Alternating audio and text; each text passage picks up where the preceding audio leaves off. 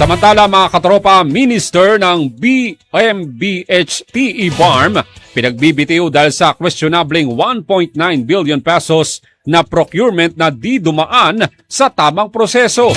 Katropa natin sa balita, Sam Sally ng XFM Cotabato.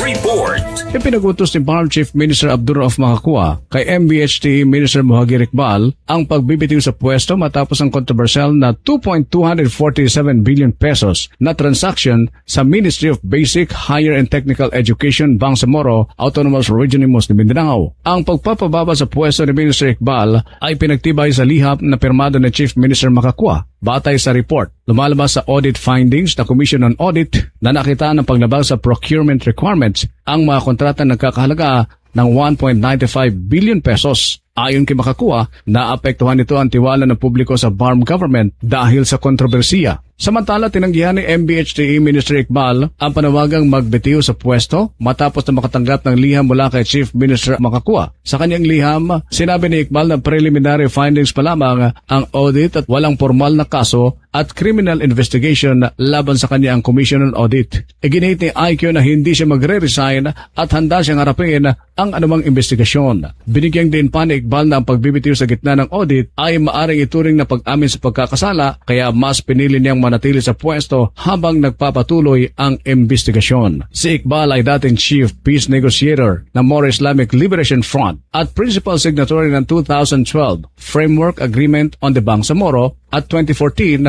Comprehensive Agreement on the Bangsamoro, ang batas na basihan sa pagbuo sa Bangsamoro Autonomous Region in Muslim Mindanao. Since February 2019, nagsilbi siya bilang kauna-unahang MBHT Minister at kabilang sa Member of Parliament sa Bangsamoro Transition Authority. Mula dito sa XFM 102.1 sa Cotabato City at para sa nakakaisang Pilipino para sa Pilipinas, ako si Katropang Samsali, XFM News. Cellphone Plus Gold, mapalit sa mga butika sa inyong lugar.